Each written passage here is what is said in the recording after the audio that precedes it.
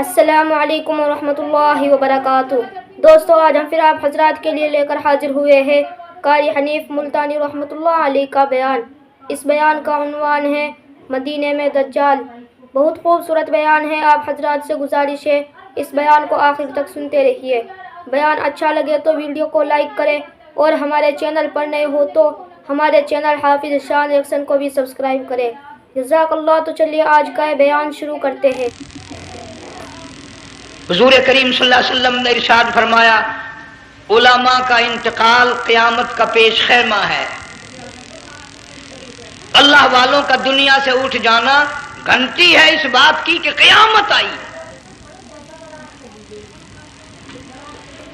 پھر ایسا اللہ والا جو کبھی کسی کو لڑا کے راضی نہیں، کسی کو بھڑا کے راضی نہیں، پورے شہر کو ملا کر لے کے چلنے والا، اللہ اور اس کے رسول کریم صلی اللہ علیہ وسلم کے صحیح راستے پہ لوگوں کو گامزن کرنے والا، آخری دم تک اسی کوشش میں، اسی سعی میں اور اللہ اللہ کرنے میں اور کرانے میں ساری زندگی گزار دی۔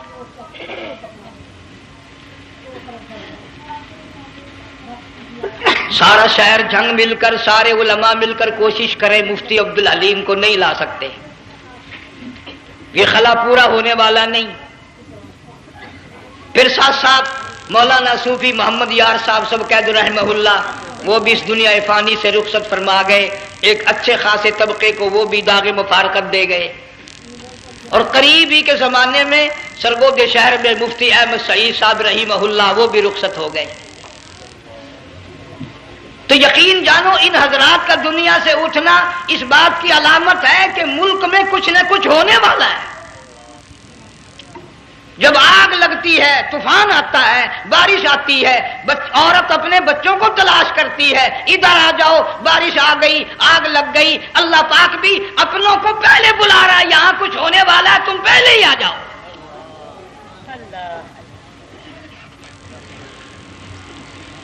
اور اس طرح اشارہ فرمایا، وَكَمْ أَهْلَكْنَا قَبْلَهُمْ مِنَ الْقُرُونِ۔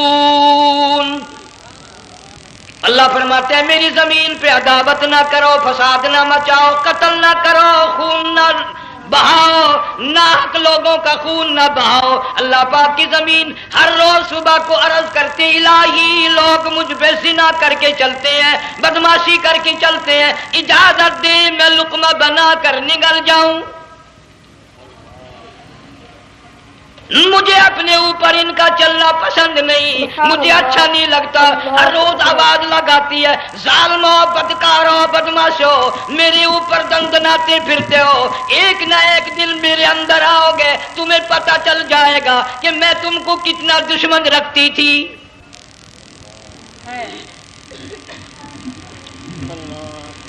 آج لوگ آزاد ہو گئے، جو کسی کی سمجھ میں آتا ہے وہی بکتا ہے، جو سمجھ میں آتا ہے وہی کرتا ہے، نہ کوئی راہ متعین رہی، نہ کوئی مسلک رہا، نہ کوئی بات رہی۔ جناب مدنی کریم صلی اللہ تعالی علیہ وسلم کا بڑا عظیم تر صحابی ہے، بہت بڑا جرنیل ہے، سیدنا معاذ بن جبل رضی اللہ تعالی عنہ، مدینے پاک میں بیمار ہے، آخری وقت ہے، دعا کرو اللہ ہم سب کو مدینے کی موت عطا فرمائے۔ بہت جلیل القدر صحابی ہے، علماء کرام نے لکھا ہے کہ جب موت کا وقت بالکل قریب آیا، معاذ بن جبل رضی اللہ تعالی عنہ نے رونا شروع کر دیا، رونے لگ گئے۔ علماء نے لکھا ہے اس وقت بھی مدینے پاک میں اب تک بھی یہ رواج ہے، جب کسی پہ نزع طاری ہو، سکرات طاری ہو، موت قریب ہو، جتنے پاس بیٹھے کھڑے ہوتے ہیں سارے اللہ کے قرآن کی تلاوت کرتے ہیں۔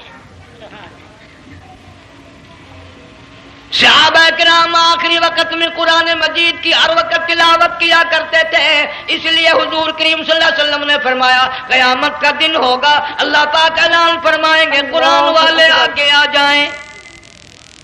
عرض کیا جائے گا قرآن والوں سے کون مراد ہے؟ حق تعالیٰ جل شانہ فرمائیں گے میں قرآن والا اس کو کہتا ہوں جو میرے قرآن سے عشق رکھتا تھا، پیار کرتا تھا، محبت کرتا تھا، اتنا پیار تھا، آخری وقت تھا، ادھر موت کا جھٹکا لگا، ادھر میرا بندہ قرآن پڑھ رہا تھا۔ آج بھی اپنی قبر سے اٹھ اٹھا میرا قرآن پڑھتا ہوا اٹھا، تم میدان حشر کا چکر لگاؤ، آج بھی ان کے منہ سے کستوری کی خوشبو آ رہی ہے۔ معاذ بن جبل رضی اللہ تعالیٰ عنہ قرآن مجید کی تلاوت فرماتے فرماتے رونے لگ گئے۔ کسی صحابی نے کہہ دیا موت سے ڈر کے رو رہے ہو، موت سے ڈر گئے؟ فرمایا نہیں۔ پھر کیوں روئے؟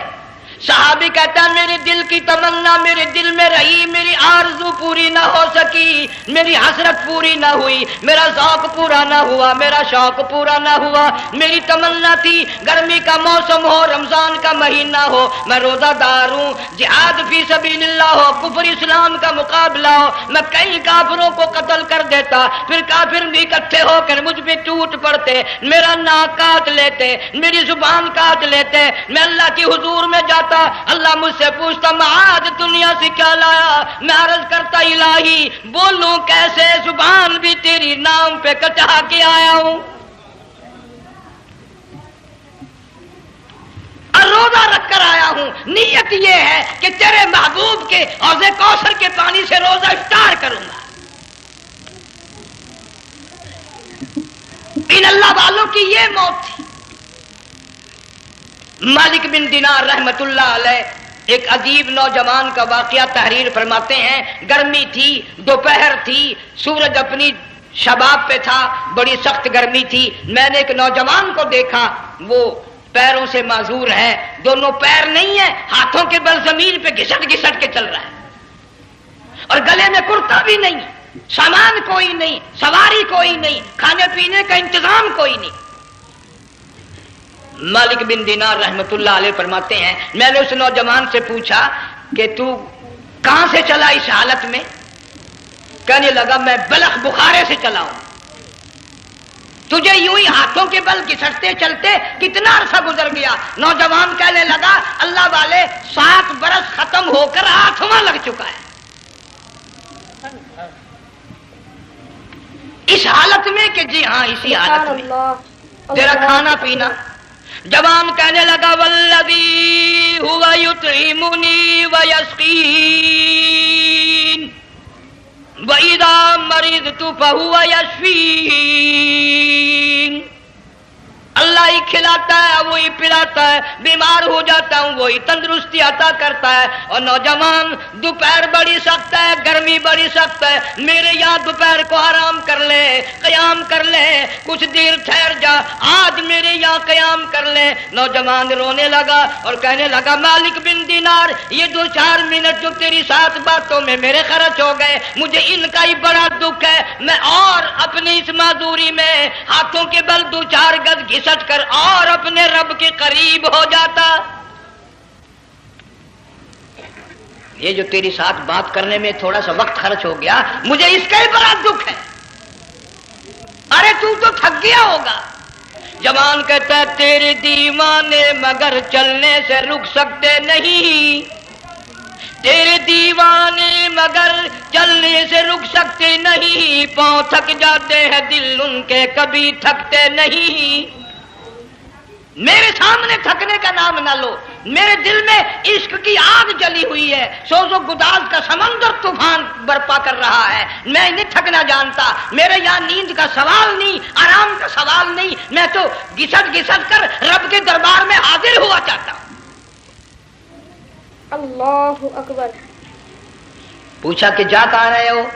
کہنے لگا بیت اللہ کی زیارت کے لیے چلا، روزے رسول اللہ صلی اللہ علیہ وسلم کی زیارت کے لیے چلا، کھانا پینا کچھ نہیں کہ نہیں، بس کہ منتظر ہوں اس گھڑی کا کہ کب وہ وقت آئے اور کب میں جا کر یوں کہوں کہ اے مدینے کی مہاجر سبز گنبد کے مکی، اے مدینے کے مہاجر سبز گنبد کی مکی، عرش ہے تیرے قدم کے فیض سے یہ سرزمین۔ کب وہ وقت آئے، کب میں مدینے کی گلیوں کو دیکھوں، کب آب و ہوا کو دیکھوں، کب مدینے کی بہاروں کو دیکھوں، کب گنبد خضرا پہ میری نگاہ پڑے، میرے دل کی تسلی ہو جائے۔ عاشق لوگ یوں ہی کیا کرتے ہیں۔ دیہات کی ایک عورت آئی رسول اکرم صلی اللہ علیہ وسلم کی وفات شریف کے بعد اور آ کے کہنے لگی بہن عائشہ رضی اللہ تعالیٰ عنہ، میں نے سنا ہے سرکار کی وفات شریف ہو گئی کیا؟ کہاں دفن کیا کہ اس حجرے میں؟ کہنے لگی مجھے دروازہ کھول کر قبر کی زیارت تو کرا دے. عورت سا دیہات کی رہنے والی چوکھٹ پہ کھڑی ہو کے کہنے لگی آقا جب بھی آتی تھی زبان ٹیڑھی ہوتی تھی، قرآن خدا کا سنتی تھی، مسائل پوچھتی تھی، زیارت کرتی تھی، اب یہ زندگی اچھی نہیں لگتی، میں تیرے قدموں میں مرنا چاہتی ہوں. علماء نے لکھا ہے ایک چیخ ماری چوکھٹ پہ گر کر جان دے دی. سبحان اللہ. مالک بن دینار رحمت اللہ علیہ فرماتے میں بھی اس سال حج کے لیے گیا مینا میں، میں نے دیکھا کہ بڑا مجمع لگا ہوا ہے ایک جگہ، تو میں بھی گیا کہ یہ لوگ کیوں اکٹھے ہیں. میں نے لوگوں میں سے جھانک کر دیکھا تو وہی نوجوان بیٹھا ہے جس کو میں نے دوپہر کے وقت دیکھا تھا. وہی حالت ہے، گلے میں کرتا نہیں، گٹھڑی نہیں، تھیلا نہیں، سامان نہیں، اور رو رو کے یوں کہتا مولا آج کسی نے دمبے کی قربانی دی، کسی نے بکری کی قربانی دی، کسی نے اونٹ کی قربانی دی، کسی نے گائے کی قربانی دی. میں فقیر ہوں، میں مسکین ہوں، میں بالکل مفلس اور نادار ہوں، میرے پاس تو یہ میری جان ہے، میں اس کی قربانی دیا چاہتا ہوں، قبول فرما. ہزاروں لاکھوں لوگوں کے سامنے ایک چیخ ماری اور مینا میں جان دے دی. اس حالت میں ان اللہ والوں کا آخری وقت آتا ہے. ایک ہم لوگ مرتے ہیں ایکسیڈنٹوں میں، سڑکوں پہ، ادھر موت کا جھٹکا لگ رہا ہے، ادھر منہ میں کنجری کا گانا. ارشاد فرمایا مدنی کریم صلی اللہ تعالی علیہ وسلم نے سیاتی علی الناس زمان، اور لوگوں میری امت میں ایک وقت ایسا آئے گا لوگ اتنے برباد ہو جائیں گے، صبح کو آدمی مومن مسلمان ہوگا، شام کو موت آئی تو جنازہ کافر کا اٹھ رہا ہوگا. گھروں میں، محلوں میں آج موت آتی ہے، کنجری کا گانا منہ میں ہوتا ہے، ادھر دم نکل رہا ہے، ادھر کنجری کا گانا، کانوں میں آواز آ رہی ہے، میت کو غسل دیا جا رہا ہے، کنجری کی آواز آ رہی ہے، جنازہ اٹھا کر لے جا رہے ہیں، کنجری کی آواز آ رہی ہے، قبر میں میت اتاری جا رہی ہے، کنجری کی آواز آ رہی ہے، قبر پہ مٹی ڈالی جا رہی ہے، کنجری کی آواز آ رہی ہے. اس ماحول میں، اس معاشرے میں ہم کس طرح ایمان اور یقین اور ایمان ساتھ لے کر مریں گے؟ ہزاروں نہیں لاکھوں کو مرتے وقت کلمہ نصیب نہیں. قسم دے کر پوچھو ماں مر رہی ہے کلمہ منہ سے نہ نکلا، باپ مر گیا منہ سے کلمہ نہیں نکلا، بیگم صاحبہ چل بسی منہ سے کلمہ نہیں نکلا. ہزاروں چلے گئے اور اپنے جانے کا پھر بھی یقین نہ آیا. تم نے کبھی سوچا تک نہیں، خیال تک نہیں کیا. ارشاد فرمایا مدنی کریم صلی اللہ تعالی علیہ وسلم نے اور لوگوں ابو ہریرہ رضی اللہ تعالیٰ عنہ سے پوچھا تو کیوں رویا؟ عرض کرنے لگا میرے آقا اتنی کمزوری کبھی نہ دیکھی، اتنی ضعیفی کبھی نہ دیکھی، اتنی ناتوانی کبھی نہیں دیکھی، چہرہ انور بالکل کمزور ہو گیا. آپ نے ٹھنڈا سانس لے کر فرمایا ابو ہریرہ تجھے معلوم نہیں موت بالکل قریب آ گئی، بالکل قریب آ گئی موت.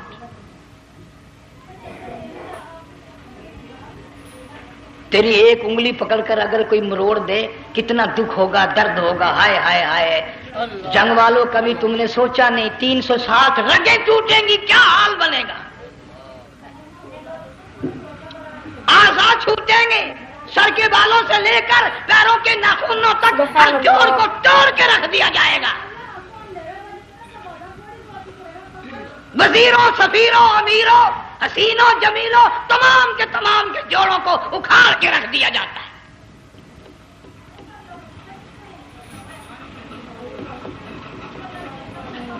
پروگرام تک نہیں مرد عورتوں کا کہ یہ دنیا کسی کی نہ بنی، قبر میں آخر جانا ہی جانا ہے. علماء کرام نے لکھا ہے کہ حضرت عیسیٰ علیہ السلام کے پاس لوگ آئے اور کہنے لگے نئی نئی قبروں سے مردے زندہ کر کے دکھاتے ہو، آؤ ہم ایک پرانی قبر پہ لے کے چلتے ہیں، مردہ زندہ کر کے دکھاؤ. عیسیٰ علیہ السلام تشریف لے گئے، فرمایا قم باذن اللہ. ایک نوجوان زندہ ہو کر قبر سے نکل کر سامنے آ کر کھڑا ہو گیا. عیسیٰ علیہ السلام نے پوچھا تو کون ہے؟ وہ کہنے لگا میرا نام سام ہے، میں حضرت نوح علیہ السلام کا بیٹا ہوں. تو پیغمبر کا دماغ تو پیغمبر کا ہوتا ہے نا. فرمایا تجھے تو بڑا عرصہ قبر میں گزر گیا، کتنے ہزار سال قبر میں گزر گئے؟ کہ جی ہاں۔ عیسیٰ علیہ السلام نے فرمایا یار ملاقات تو اللہ نے کرائی دی، قبر کا کچھ حال تو بتا، کیا بنتی ہے؟ قبر کا کچھ ماحول بتا، قبر کی خبر بتا۔ علماء کرام نے لکھا وہ نوجوان رونے لگا اور کہنے لگا عیسیٰ علیہ السلام تو قبر کی خبر پوچھتا ہے، قبر کا حال پوچھتا ہے، قبر کا ماحول پوچھتا ہے، قبر کا معاملہ مجھ سے پوچھتے ہو، آپ مجھ سے پہلے یہ کیوں نہیں پوچھتے کہ موت کا جھٹکا کتنا شدید ہے؟ نوجوان رو کے کہنے لگا عیسیٰ علیہ السلام کتنے ہزار سال میری موت کو گزر گئے، پر مالک کائنات کی قسم آج تک میرا منہ کڑوا ہے۔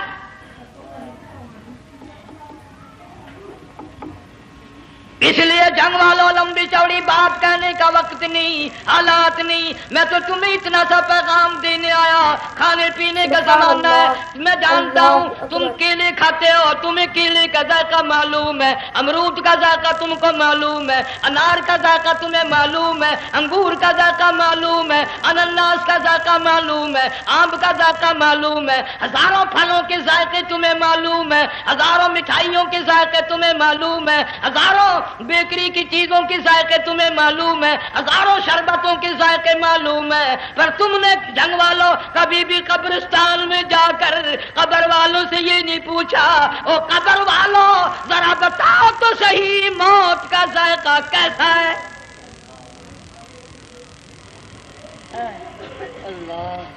تم نے چکھا نہیں، جنہوں نے چکھا وہ بتانے نہ آئے کیسا ذائقہ ہے۔ اس لیے قرآن کہتا کلا اذا بلغت التراقی وقیل من راق وظن انه الفراق والتفت الساق بالساق الى ربك يومئذ المساق۔ بادشاہ ہو، امیر ہو، وزیر ہو، فقیر ہو، غریب ہو، رگیں ٹوٹیں گی، موت آئے گی، اور جس کی آئی تمہیں معلوم نہیں کس طرح آئی، کس حال میں آئی۔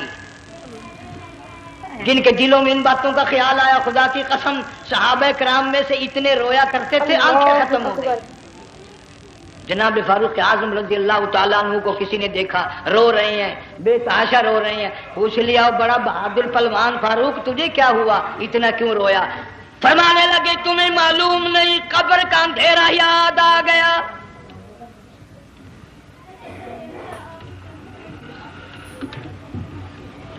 1,29,000 صحابہ کرام اس آخرت کے لیے قربانیاں دیتے آئے، اولاد کی قربانی دی، مال کی قربانی دی، جان کی قربانی دی، جو کرنا پڑا وہ کر گزرے، لیکن محمد عربی صلی اللہ علیہ وسلم کا دامن نہ چھوڑا۔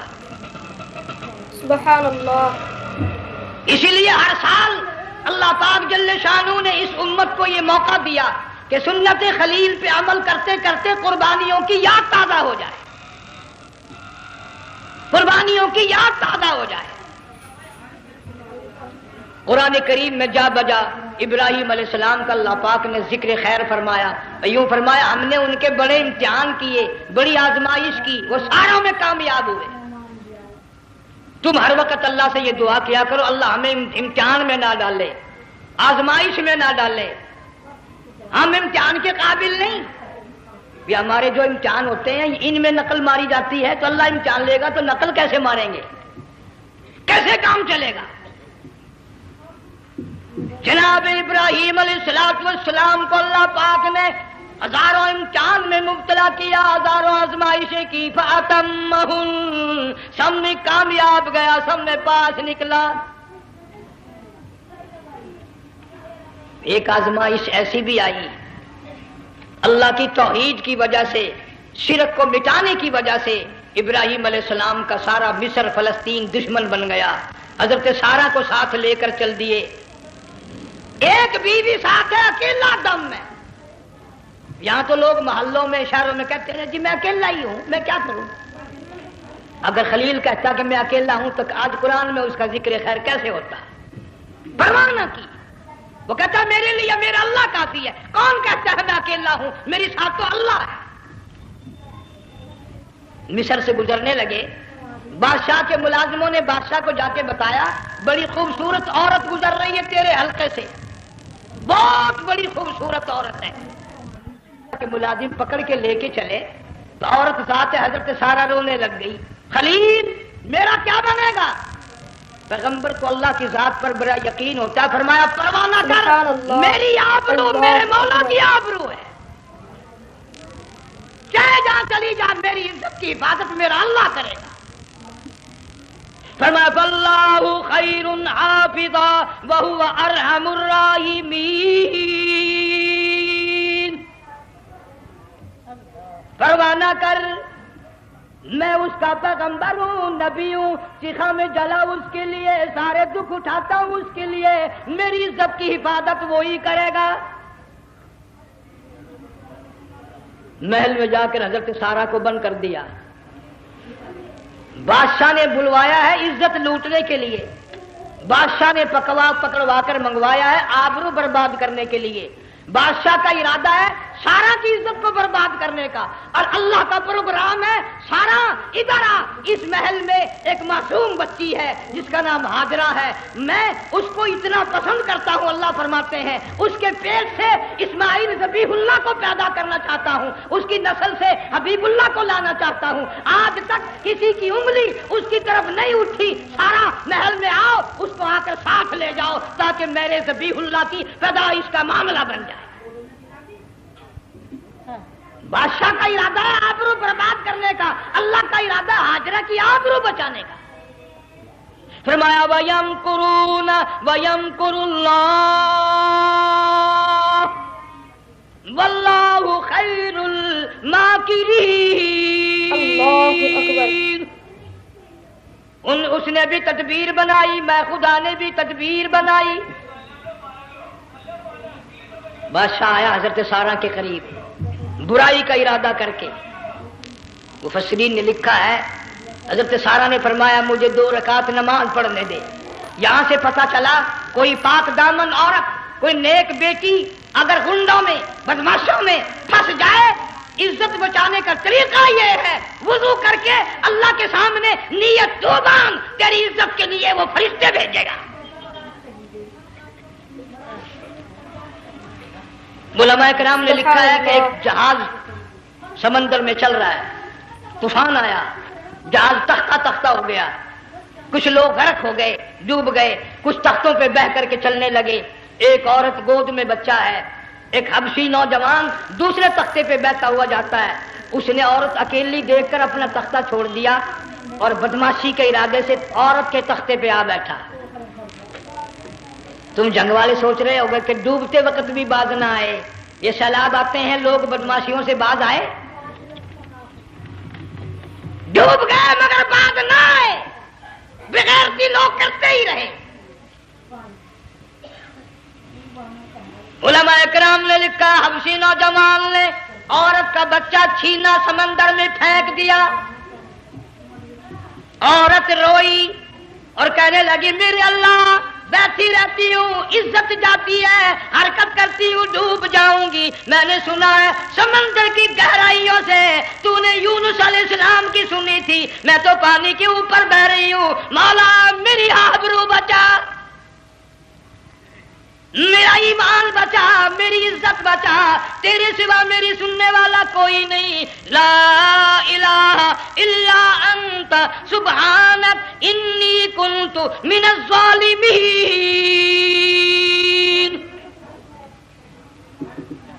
علماء نے لکھا ہے کہ ایک گردن سی نمودار ہوئی پانی میں سے اور حبشی نوجوان کو ایک ہی لقمہ بنا کر لے گئی. وہ تو ہر جگہ سنتا ہے، پکارنے والا بے بس بے کس ہو کر جب اس کو پکارتا ہے وہ ہر جگہ انداز پہنچاتا ہے، وہ ہے جو موجود ہر جگہ. عورت بہتی بہتی کنارے جا لگی. ایک جہاز قریب آیا، دوپٹے کا اشارہ کر کے اس کو بلایا. جہاز میں جب سوار ہوئی تو دیکھتی کیا ہے، ایک نوجوان کی گود میں اس کا وہ بچہ جو سمندر میں پھینک دیا تھا بیٹھا ہوا کھیل رہا ہے. ٹوٹ پڑی میرا بچہ ہے. لوگوں نے کہا تیرا کہاں سے آیا؟ ماجرا سنایا، اس طرح ہوا۔ جہاز کے کپتان نے کہا ہم جہاز لے کر آ رہے تھے، غیب سے آواز آئی جہاز ادھر کو لے آؤ ورنہ ڈبو دیے جاؤ گے۔ ہم جب جہاز وہاں لے کر پہنچے تو دیکھتے کیا ہے کہ ایک جانور کی پیٹھ پہ یہ بچہ بیٹھا ہوا کھیل رہا تھا۔ عزت بھی بچی، ایمان بھی بچا، بچہ بھی بچا، اور کوئی بچانے کے لیے تدبیر کرے جبھی نا۔ حضرت سارا نے نماز پڑھ کر بد دعا کر دی، بادشاہ کے سارے بدن میں درد ہونے لگا۔ پیغمبر کا سارا گھر بڑا کریم ہوتا ہے، جب اس کو درد نے ستایا نا، کہنے لگا میں وعدہ کرتا ہوں تجھے کچھ نہیں کہوں گا، میرے لیے دعا کر دے۔ اب اگر کوئی جنگ کا ہوتا یا میں ہوتا کہتا دفع ہو، تیرے واسطے دعا کا دی، لیکن حضرت سارا نے پھر جولی پھیلا دی، مولا وعدہ کرتا ہے، بدماشی سے توبہ کرتا ہے، اس کو تندرستی عطا فرما دے۔ اللہ نے تندرستی عطا کر دی۔ وہ پھر کہنے لگا لو ایسی حسین عورت کب آپ آئے گی، پھر برائی کے لیے تیار ہوگی۔ یہاں سے پتہ چلا کہ یہ جو گنڈے بدماش ہوتے ہیں ان کی قسم کا بھی کوئی یقین نہیں۔ اگلے دن ایک آدمی نے قسم کھائی تو اس کے خلاف کرنے لگا۔ لوگ کہنے لگے کہ تو نے قسم کھائی تھی، قرآن اٹھایا تھا، اب کہ کیا تھی گیا بل ڈٹھی ہوئی مسجد سی، پاٹیا ہوا قرآن سی، اگر ڈٹھی ہوئی مسجد سی تو پاٹیا قرآن سی، قرآن کے پورا سی جڑا میں چاہیا، مگر اسے یہ معلوم نہیں کہ تو نے تو پاڑیا قرآن اٹھایا، ڈٹھی ہوئی مسجد میں اٹھایا۔ خدا کا جب غضب آئے گا تو وہ ادھورا نہیں آئے گا، وہ ادھورا نہیں آیا کرتا۔ 3 مرتبہ اس بادشاہ نے حضرت سارا کے ساتھ ایسا کرنے کا ارادہ کیا، پھر دعا ہوئی، پھر بد دعا ہوئی، پھر دعا ہوئی، پھر بد دعا ہوئی۔ آخر کار کہنے لگا اپنے ملازموں کو کہ ہوئے بدماشو، عورت کے روپ میں کسی بلا کو پکڑ کے لائے ہو، کسی جن بھوت کو لے آئے ہو، اور کہنے لگا تو چلی میرے محل سے جلدی چلی جا، اور جاتی جاتی وہ کہا کہ یہ تیری خدمت کیا کرے گی، یہ بچی میرے محل میں ہے، اس کو ساتھ لے جا۔ حضرت سارا کو ہاجرہ کو ساتھ کر دیا، سبحان اللہ، شانی ہو گئی، حضرت ابراہیم علیہ السلام سے نکاح کر دیا، اسماعیل علیہ السلام پیدا ہو گئے۔ اللہ میاں جب حضرت ابراہیم علیہ السلام چومتے ہیں، چاٹتے ہیں، ماتھے پہ بوسے دیتے ہیں، اٹھاتے ہیں، پیغمبر کا بیٹا خود بھی نبی اور نجعال میں آنے والا نبی، کالی کملی والا صلی اللہ علیہ وسلم، کتنا حسین چہرہ ہوگا۔ اللہ میاں نے پھر آزما لیا، حکم دیا کہ اس ہاجرہ کو، اسماعیل کو، دونوں ماں بیٹوں کو وہاں چھوڑ کے آ جہاں سینکڑوں میل میں پانی کوئی نہیں، آدمی کوئی نہیں، رستہ کوئی نہیں، گھاس کوئی نہیں، پتا کوئی نہیں، جہاں بیت اللہ ہے یہاں کے بارے میں حکم دیا چھوڑ کے آ۔ اور اگر آپ کو نیند نہیں آئی تو مزہ آئے گا، اللہ نے یہ فرما دیا، بتانا نہیں ہے کہ میں نے حکم دیا ہے، خدا حافظ نبی نہیں کہتا اپنی بیوی کو۔ آج لوگ ہر بات میں کہہ دیتے ہیں ہمارے پیروں کو پتا کل کو کیا ہوگا، ہمارے فقیروں کو پتا ہے پرسوں کیا ہوگا۔ وہ بڑی مدت کی بات ہے، یہی موسم تھا، چماسا گرمی تھی، انارکلی لاہور سے ہم کئی ساتھی گزر رہے تھے، فٹ پاتھ پہ بیٹھا ہے ایک ملنگ، چاروں طرف لوگ کھڑے، بڑا مجمع، کافی دنوں کی تو بات ہو گئی، ہاتھوں کی لکیر دیکھ کر لوگوں کی تقدیر بتا رہا تھا۔ کسی کو کہتا تھا تجھے بڑی اونچی پوسٹ ملے گی، کسی کو کہتا تھا تیری شادی بڑی فرسٹ کلاس لیڈی سے ہوگی۔ وہ بابو تو کوڈا ہی ہو جاتا تھا، لیڈیوں پہ بڑے مرائے یہ لیڈے، کوئی کام نہیں، رات دن بس لیڈیوں کے پیچھے ہی پھرنا ہے۔ میں نے اپنے ساتھیوں سے کہا، میں نے کہا میں بھی تقدیر پوچھتا ہوں اپنی۔ کہنے لگے شرارت ہو جائے، میں نے کہا ساری دنیا پر ہاتھ دکھا رہی ہے، کوئی شرارت نہیں، میرے ہاتھ میں شرارت ہے۔ 1 روپیہ لے رہا تھا وہ، میں بھی لوگوں میں گھساتا بھیڑ میں سے اوپر نیچے ہی ہوتا میں بھی پہنچ گیا، اور دونوں گھٹنے میں نے زمین پہ رکھ دیا، روپیہ ہاتھ میں، میں نے اس کے ذکر کہا، میں کہا ملنگ جی اگر اب ویکھیا میری شادی ہو جائے گی کہ نہیں۔ اللہ اکبر۔ اب اس نے دیکھ کے میری طرف کہنے لگا، اس نے سوچا کہ یہاں اچھے بھلے کو نہیں ملتی پاکستان میں، اسے کون دے گا، اچھی طرح میرا ہاتھ دیکھا بھی نہیں، جھٹک کے کہنے لگا نہیں تیری شادی نہیں ہونی ہے۔ میں کیا کھوتے تیرے باپ کے 8 بچے کھیل رہے ہیں۔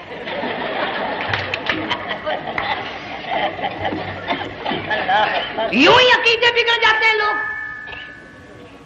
ہمارے پیر کو پتا، فقیر کو پتا، کسی کو پتا نہیں ہے، کوئی نہیں جانتا۔ فرمایا وما تدری نفس ماذا تکسب غدا، کوئی نہیں جانتا کل کیا ہو جائے گا. وما تدری نفس بأي أرض تموت. کوئی نہیں جانتا زمین کے کس ٹکڑے پہ موت آئے گی. ان اللہ علیم خبیر. ایک اللہ کی ذات جانتی ہے. حضرت ہاجرہ اسماعیل علیہ السلام کو چھوڑ کر چل دیے. نہ خدا حافظ کہا, نہ کوئی تسلی دی. تھوڑی سی کھجوریں, تھوڑا سا پانی, ختم ہو گیا. ابراہیم علیہ السلام جب دور نکل گئے تو حضرت ہاجرہ نے دیکھا یہ تو چلے گئے. کھڑی ہو کر آواز دی, اے میرے ابراہیم. مڑ کر نہیں دیکھتے. جنگ والوں, اللہ کا پیغمبر اللہ کی اجازت کے بغیر اپنی بیوی کی طرف نہیں دیکھتا, گھر والی کی طرف نظر اٹھا کر نہیں دیکھتا. ایک تم ہو, چٹی داڑھی, بڑھیپا, کالے برقعے والی نظر آ جائے نا, آگے بھاگ کر بڑے نہیں آتے ہیں. کہاں جانا چاہتی ہیں آپ؟ تیری ماں لگتی ہے, آپ چلی جائے. تو یہ کیا ہوا؟ یہ کالے برقعے پہ مرتے مرتے مرتے مرتے مری گئے. ایسا عجیب تماشا. وہ لاہور پلیٹ فارم پر پھر رہی تھی نا ایک لیڈی برقع اوڑے, آ گیا ایک لیڈا, کہنے لگا سیون اپ لاؤں. نے کہا لے آئے. نے کہا واہ واہ کام بن گیا. وہ سیون اپ لے آیا. تھوڑی دیر کے بعد کہنے لگا میرے خیال میں پھینٹا بھی ہو جائے. نے کہا لے آئے. نے کہا سبحان اللہ پکا کام ہو گیا. وہ سیون اپ بھی پی لی, پھینٹا بھی ڈکار گئی. تھوڑی سی دیر کے بعد کہنے لگا سیب لے آؤں. وہ لے ہی آیا سیب. کیا آپ کے لیے میں سیب لایا ہوں, آپ کھائیں. کہنے لگی نہیں آپ کھائیں. اس نے سوچا ہو میری بھی محبت ہو گئی ہے, سیب کھانے کے لیے مجھے بھی کہہ رہی ہے. جب اس نے اصرار کیا نا کہ میں تو تیرے لیے لایا ہوں, کھا تو صحیح. کہنے لگی کیسے کھاؤں, میرے منہ میں دانت ہی نہیں ہے. اب پتا چلا اسے کہ صبح سے میں تو پرانے پپی کے پیچھے پھر رہا تھا.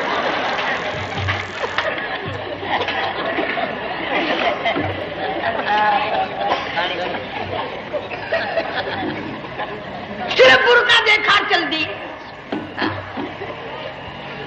یہاں پیغمبر اپنے گھر والی کی طرف نہیں دیکھتا. حضرت ہاجرہ نے اسماعیل علیہ السلام کو سینے سے لگایا. عرب کی قداور مائی, طاقتور مائی, دوڑ لگا کر حضرت خلیل کا راستہ آ کے روک لیا اور کہنے لگی میں جوان عورت, یہ پیارا نور نظر, یہ لخت جگر, شکل تو دیکھو, صورت تو دیکھو, ہمیں یہاں چھوڑ کے جا رہے ہو. اللہ کا پیغمبر بولتا نہیں. پتہ چلا پیغمبر اللہ کی اجازت کے بغیر سانس نہیں لیتا, آنکھ کا اشارہ نہیں کرتا.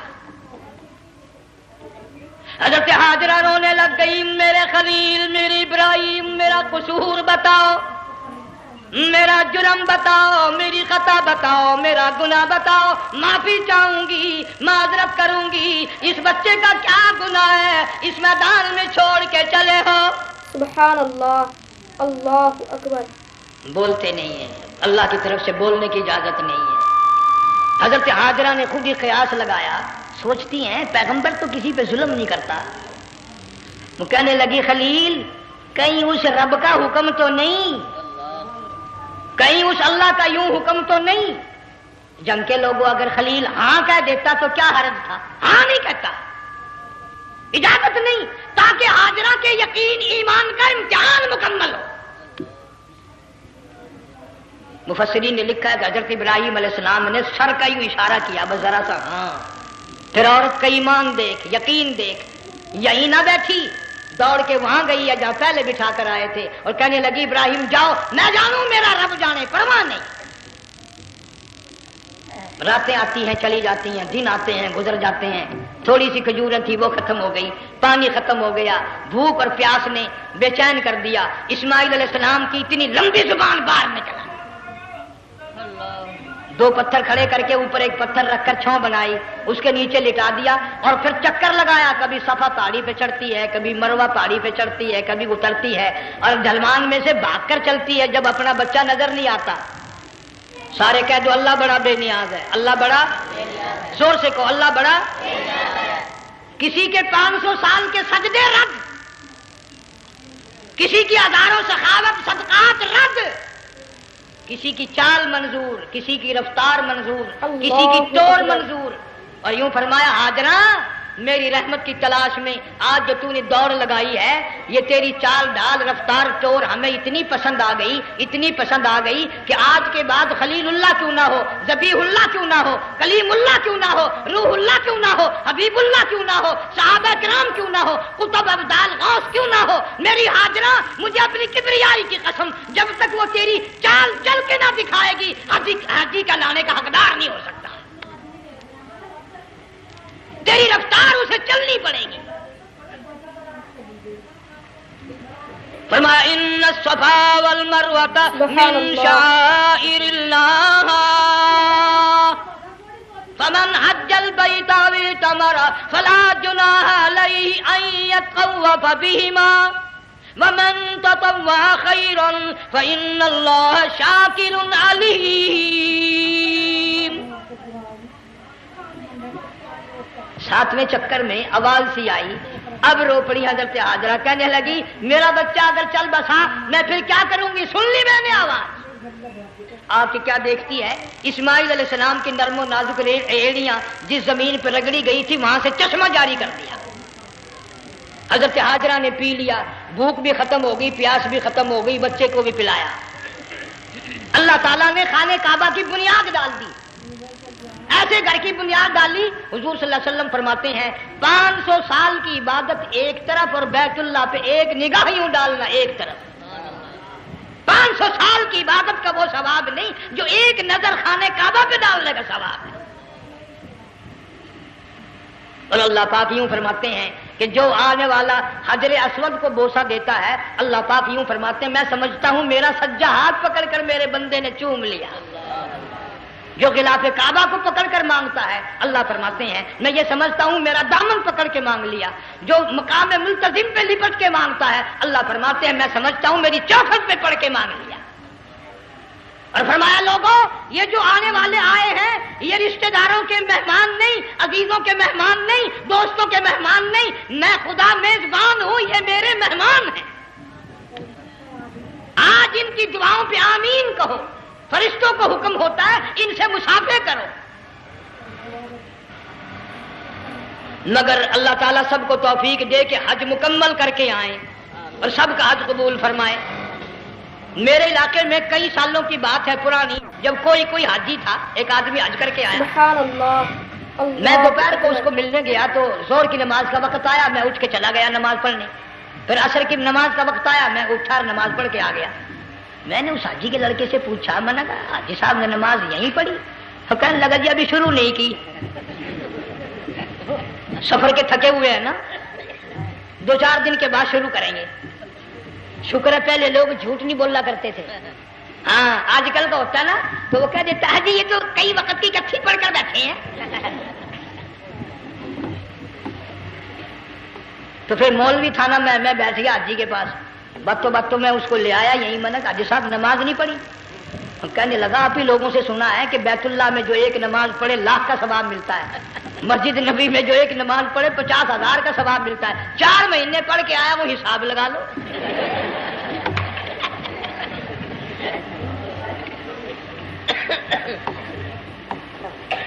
مسائل سیکھتے نہیں، ارکان اور آداب بیت اللہ کے سیکھتے نہیں.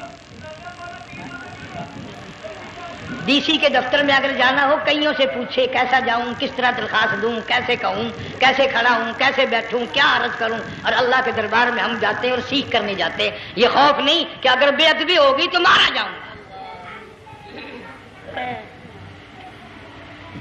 اللہ تبارک و تعالیٰ جل شانہ نے اسماعیل علیہ السلام کی نرم و نازک ایڑیوں سے بنیاد ڈال کر خانہ کعبہ کی، اللہ نے ہمیں یہ کعبہ دیا. گناہوں کی معافی مانگنے کے لیے وہاں جاؤ، اللہ تبارک و تعالیٰ کے دربار میں حاضر ہو کر مانگنے کے لیے یہاں جاؤ. ارشاد فرمایا مدنی کریم صلی اللہ تعالی علیہ وسلم نے جو آدمی صحیح ارکان حج کے ادا کر کے واپس جاتا ہے اس طرح واپس آتا گویا آدمی ماں کے پیٹ سے پیدا ہوا. پہلے لوگ یوں ہی حج کیا کرتے تھے، یوں ہی قربانیاں کرتے تھے. اب تو ہر چیز کی لوگ آسانی تلاش کرتے ہیں. پچھلے بقرعید کے موقع پر ہمارے مسجد میں ایک آدمی مجھے کہنے لگا اگر کوئی غریب آدمی مرغی کی قربانی دے دے تو لگ جائے گی؟ میں نے کہا تو مکھی مار دے انشاءاللہ وہی لگ جائے گی. سارے کام ٹیڑھی ہو گئے، نیچے نیچے نیچے نیچے کو چلے آ رہے. آج کل وہ ٹیڑھی بکرے بکری آئے ہوئے ہیں نا، کہیں تو قربانی کے لیے یا کندھے کو اٹھا کر لاوے. اب بتاؤ یہ گوشت بانٹے گا یا کھاوے گا یا فریج میں رکھے گا، کیا کرے گا؟ بالکل کام بگڑ گیا. حضور صلی اللہ علیہ وسلم نے فرمایا قربانی کا جانور اچھا تلاش کر کے لاؤ، اس کے بدن پہ جتنے بال ہوتے ہیں اتنی نیکیاں لکھی جاتی ہیں. اور میرا موضوع نہیں، حضور صلی اللہ علیہ وسلم نے فرمایا کہ میں نے اللہ سے دعا کی تھی میری امت کا کیا بنے گا. پل صراط پہ سے گزرتے وقت اللہ تعالیٰ نے میری دعا کو قبول فرما کر یوں فرما دیا کہ تیری امت جو قربانی میں جانور ذبح کرے گی میں خدا پل صراط کے کنارے پر زندہ کر کے ان سب جانوروں کو سواریاں بنا کر پیش کر دوں گا. اس لیے بقرعید بالکل قریب آ گئی. ہر دین ایمان اسلام کے لیے قربانی کے لیے تیار رہو. زیادہ سے زیادہ مجھے آج کل فکر لگا ہوا ہے کہ اپنے گھروں کو میں نماز کا اہتمام کرو. آج حال یہ بنا ہوا ہے کہ اگر گھر والی کی گود میں موت آئی تو گھر والی بے نماز، دھی کی گود میں موت آئی دھی بے نماز، بہن کی جھولی میں موت آئی بہن بے نماز، بیٹے کی گود میں موت آئی بیٹا بے نماز، بھائی کی گود میں موت آئی بھائی بے نماز، ڈاکٹر کے ہاتھ میں موت آئی ڈاکٹر بے نماز، کمپیوٹر کے ہاتھ میں موت آئی کمپیوٹر بے نماز، نرس کے ہاتھ میں موت آئی نرس بے نماز، تیرا کفن خرید کے لانے والا بے نماز، تیرے غسل کا پانی گرم کرنے والا بے نماز، تیری قبر کھودنے والے بے نماز، تیرا جنازہ اٹھانے والے بے نماز، تیری قبر پہ مٹی ڈالنے والے بے نماز. اگر تو نمازی بھی ہے یہ اتنے چاروں طرف کے بے نماز تجھے جنت میں کب جانے دیں گے؟